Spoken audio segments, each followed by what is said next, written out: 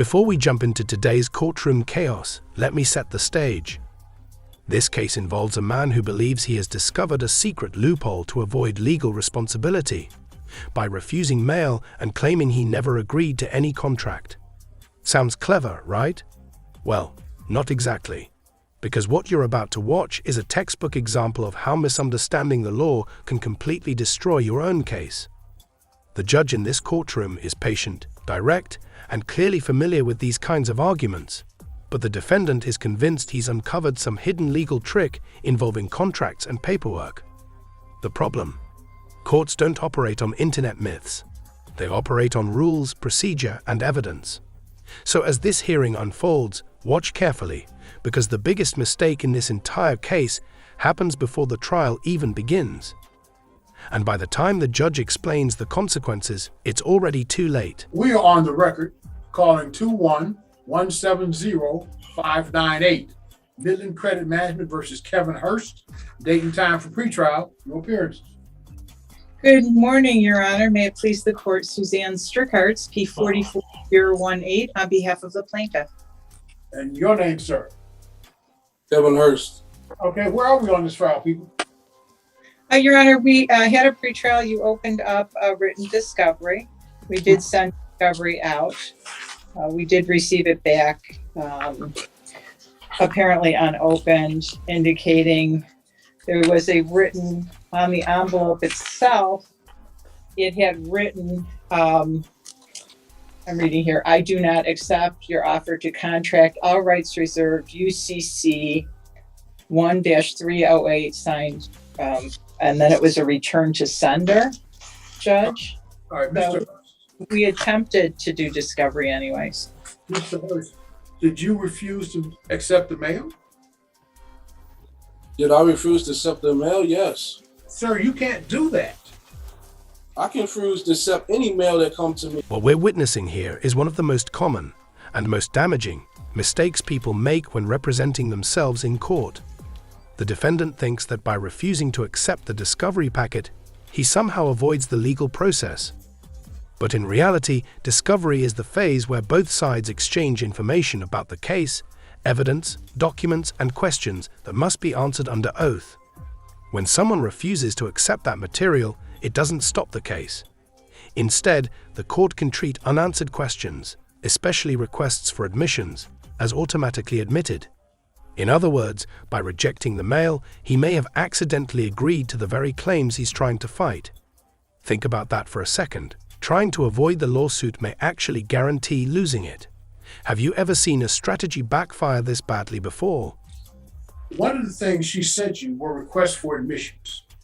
If you do not provide proper answers to those requests for admissions, they are deemed to be conclusively admitted.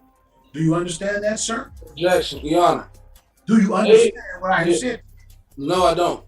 All right, here it is. By open written discovery in this matter, you have a right to whatever legal position you want, but you do not have your own set of court rules. Among the things that the court rules provide when written discovery is open is that she can send you requests for admissions. Those requests for admissions are in writing and they must be answered under oath and in a certain time frame. If they are not answered and filed in accord with the court rules, then they are deemed to be conclusively admitted. You will not be able to contest those things. And that was what was sent to you, sir. And that time to start running those started with the day they were mailed to you. Your Honor. You don't want to accept it. I'm not even sure. I do not have any understanding of this is my debt, or they just coming with these allegations. I'm trying to see and verify if it is. When they called me the first time, they should have sent out verified documents stating that the original creditor and who it was, and that I truly owe this debt. Well, Your Honor, just indicate that we did attach to those. They already Excuse me, Mr. Hurst. Excuse me, I wasn't finished. Excuse me. I wasn't finished. She right, cut I'm me off. Mr. Hurst. I'm not going to have this.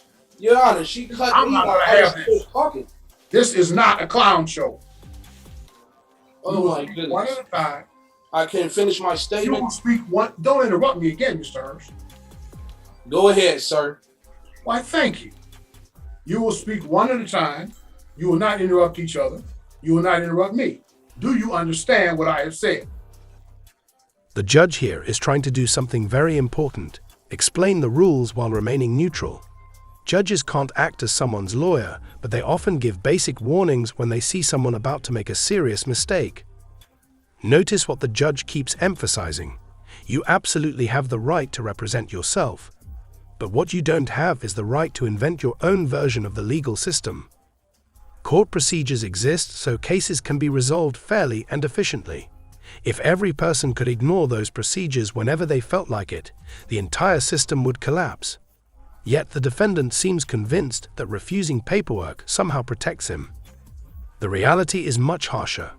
Every decision in litigation carries consequences, and sometimes the most damaging move is simply misunderstanding how the process works. Mr. Hurst. I don't understand anything.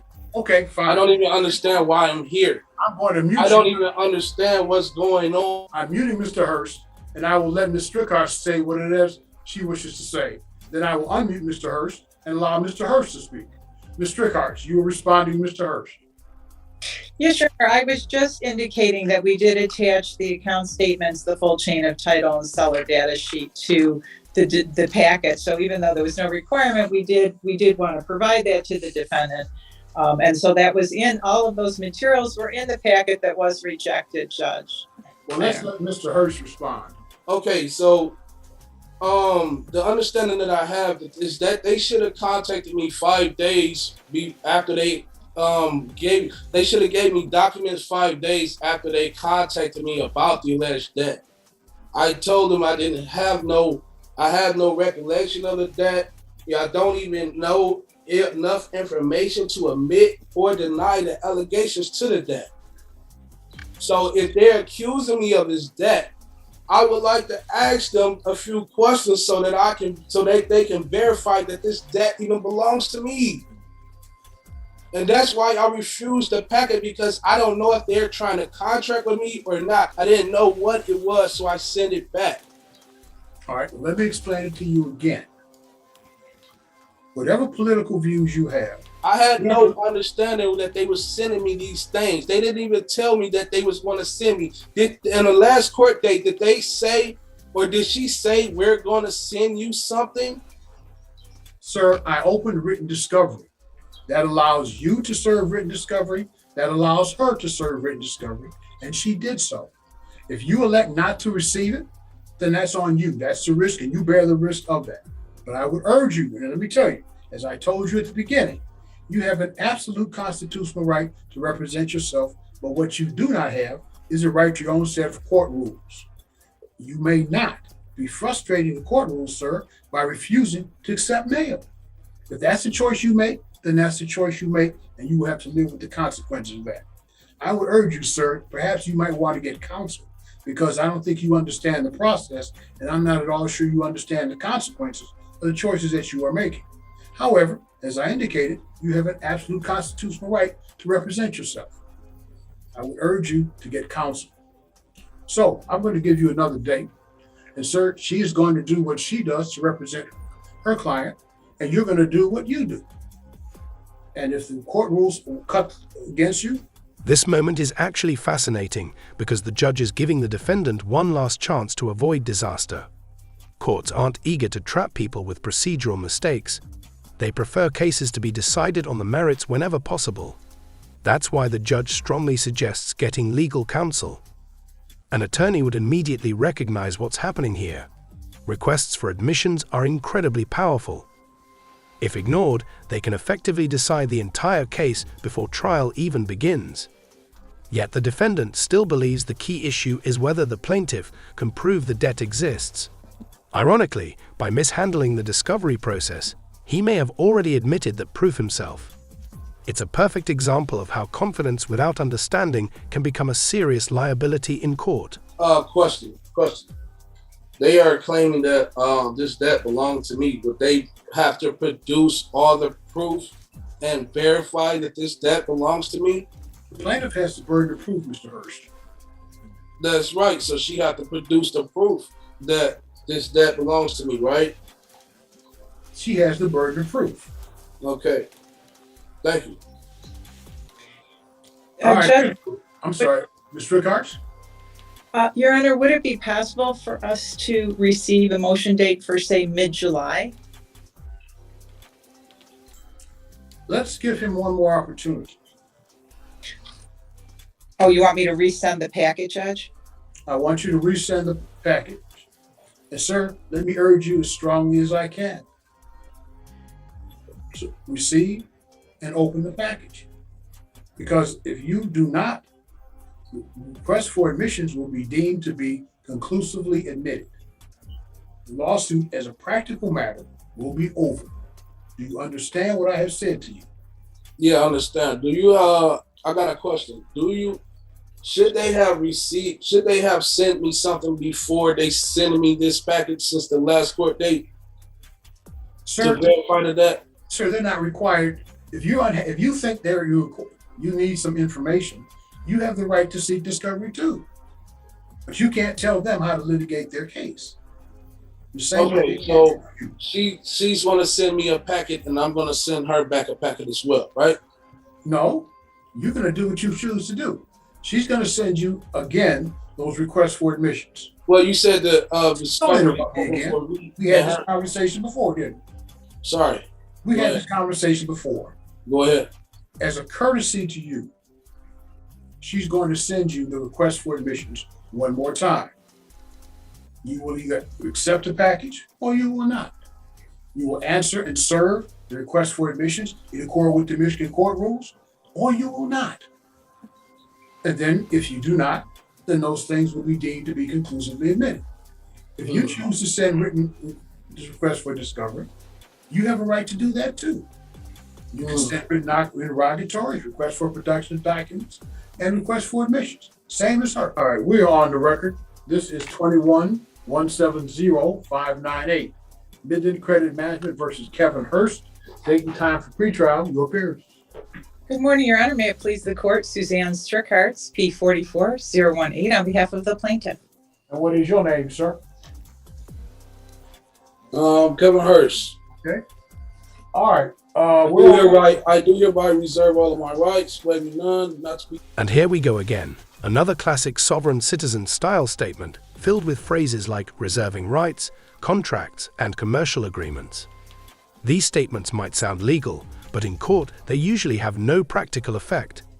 Judges focus on actual legal arguments supported by statutes, evidence, and procedure, not philosophical declarations about consent or contracts. Notice the judge's reaction. He lets the statement happen, but immediately moves forward with the case. That's because courtroom time isn't meant for speeches. It's meant for resolving disputes using the law. This is also where many self-represented litigants make a mistake. They assume sounding technical equals being legally correct. But legal effectiveness comes from understanding how rules and evidence work, not from reciting phrases that appear impressive. Compelled to perform under any contract or commercial agreement that I did not enter knowingly, voluntarily, or intentionally. I do not accept the liability of any compelled benefit or unrevealed contract or commercial agreement without prejudice. Anything else you want to say, Mr. Hurst? That's it. All right. All right, where are we on this file? Judge, discovery's been completed. Motion for summary has been filed. We are looking for the court to assign a date. Okay. Let's get you guys a date. Mr. Hurst, do you have the motion for summary disposition filed on behalf of the plaintiff?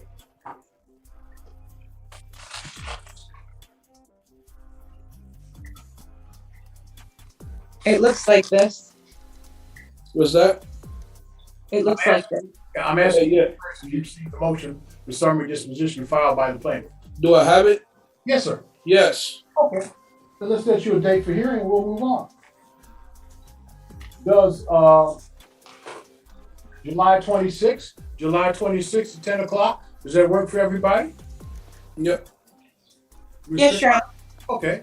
July 26th at 10 o'clock, we will hear the plaintiff's motion for summary disposition.